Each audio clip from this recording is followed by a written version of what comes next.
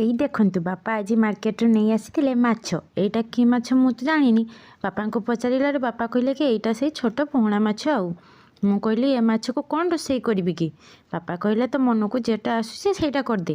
ମୁଁ ବି ଭାବିଲି ଛୋଟ ମାଛଟା ଝୋଳ କଲେ ତ ଭଲ ଲାଗିବନି, ଯାଉଛି ଟିକେ ଅଲଗା କିଛି କରିବି। ଆଉ ତାପରେ ମୁଁ ଆଉ କ'ଣ କଲି କି ନେଲି ଗୋଟେ ବଡ଼ ସେ ଟମାଟୋ, ଯେଟାକି ପୁରା ଭଲସେ ପୁରା ପାଚିଯାଇଥିଲା, ପୁରା ଲାଲ ଲାଲ ହେଇକି। ତାପରେ ନେଲି ଦୁଇଟା ରସୁଣ କଷି, ତାକୁ ଟିକେ ଖାଲି ଅଳ୍ପ କି ଛେଞ୍ଚି ନେବେ, ପୁରା ପ୍ଲେନ୍ କରିବେନି। ସେଠି ନେଲି ଅଳ୍ପ ଧଳା ସୋରିଷ, ଟିକେ ଜିରା ଆଉ ସୋରିଷ ଉପରେ ଟିକେ ହଳଦୀ ଦେଇକି ତାକୁ ଭଲସେ ପ୍ଲେନ୍ କରିକି ପୁରା ବାଟି ନେଲି। ଆଉ ଜାଣିଛନ୍ତି ତ ଗ୍ରାଇଣ୍ଡରରେ ବଟା ହେଇଥିବା ମସଲା ଠାରୁ ଶିଳରେ ବଟା ହେଇଥିବା ମସଲାର ଟେଷ୍ଟ କିଛି ଅଲଗା। ଆଉ ସେଥିରେ ପୁଣି ଚୁଲିରେ ରୋଷେଇ କରିବା ତାଠୁ ତ ଆହୁରି ଟେଷ୍ଟ ଆଣେ। ଏଠି ଆପଣମାନଙ୍କ ସହ କଥା ହଉ ମୋର ଏଠି ମସଲା ବଟା ସରିଗଲା। ଆଉ ୟାକୁ ପୋଛି ପାଛି ନେଇ ମୁଁ ଚାଲିଗଲି ରୋଷେଇ କରିବାକୁ। ତାପରେ ବାପା ଏଠି ନେଇ ଆସିଲେ ଶାଗ। ଆଉ ଆମର ତ ଶାଗ ହେନେ ମାନେ ଜିନ୍ଦାବାଦ। ଶାଗ ଗୁଡ଼ାକ ଆଗେ ବାଛିଦେଲି। ତାପରେ ଯେହେତୁ ଶନିବାର ଥିଲା ମୋ ପାଇଁ ଟିକେ ନିରାମିଷ ରୋଷେଇ କରିଦେଲି। ତାପରେ ଏପଟେ ଦେଖିଲା ବେଳକୁ ଆମର ଯେଉଁ ଜରି ଗୋଟାଏ ରଖା ହୁଏ ବ୍ୟାଗ୍, ସେଥିରେ ଆମ ଛୁଆ ପାଇଯାଇଛି ଦୁଇଟା ତାର ବଲ୍। କହୁଛି ମା ଦେଖ ଦେଖ ମୁଁ କ'ଣ ପାଇଯାଇଛି, ଦେଖ ପୁରା ବଲ୍ ମୋର ଖେଳିବା ପାଇଁ କେଦିନ ହେଲା ଖୋଜୁଥିଲି, ପାଇଯାଇଛି। ତାପରେ ତା ବଦମାସି। ତାପରେ ଏପଟେ ପୁଣି ଇଏ ଆମର ନେଇ ଆସିଲେ 1 କେଜି ପୁରା ଚିଙ୍ଗୁଡ଼ି। ତାକୁ ତ ଏବେ ଏକା ଦିନରେ ସମସ୍ତେ କେହି ଖାଇପାରିବେନି, ଆମର ଯେହେତୁ ଅଳ୍ପ ମଣିଷ, ସେଥିପାଇଁ ମୁଁ ତାକୁ ଭାଜିକି ରଖିଦେଲି।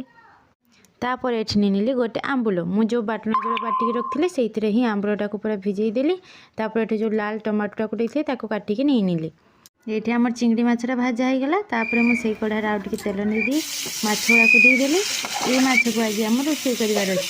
ୟାକୁ କ'ଣ ରୋଷେଇ କରିବି ଟିକେ ଦେଖନ୍ତୁ। ୟାକୁ ମୁଁ ବେଶୀ ଭାଜିବାର ନାହିଁ, ବାସ୍ ଟିକେ ଲାଲ ଲାଲ କରି ଏପଟ ସେପଟ ଟିକେ ଲାଲ ଲାଲ କରି ଭାଜିବାର ଅଛି, ଯେମିତି ମାଛଟା ପୁରା ମାନେ ଭାଜିକି ଖଡ଼ି ନଯାଏ। ସେ ପାଇଁ ଟିକେ ଅଳ୍ପ ଲାଲ ଲାଲ କରି ଭାଜି ନେଲା ପରେ ସେଇ ତେଲରେ ଦେଇଦେଲି ଟିକେ ଫୁଟଣ ଦେଇ ସାରିଲା ପରେ ଦେଇଦେଲି ଛେଞ୍ଚି ରଖିଥିବା ରସୁଣକୁ।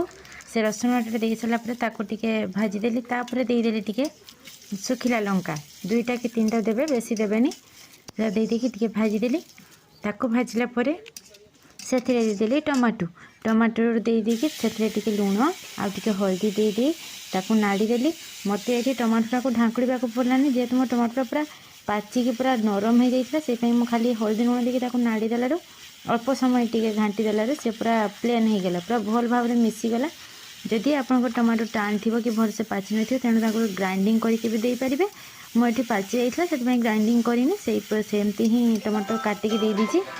ଏଇଠି ଦେଖନ୍ତୁ ମୋ ଟମାଟୋଟା ପୁରା କେମିତି ଭଲ ଭାବରେ ପୁରା ଘାଣ୍ଟି ଯାଇଛି, ପୁରା ଭଲସେ ପୁରା ମିଶିଯାଇଛି, ମାନେ ଟମାଟୋରେ ପୁରା ସିଝିକି ପୁରା ମିଶିଯାଇଛି। ସେଥିପାଇଁ ହିଁ ମୁଁ ଗ୍ରାଇଣ୍ଡିଙ୍ଗ କରିନଥିଲି। ଆପଣମାନେ ନିହାତି ଗ୍ରାଇଣ୍ଡିଙ୍ଗ କରିକି ନେବେ। ତାପରେ ମୁଁ ଏଠି ଦେଇଦେଲି ବାଟିର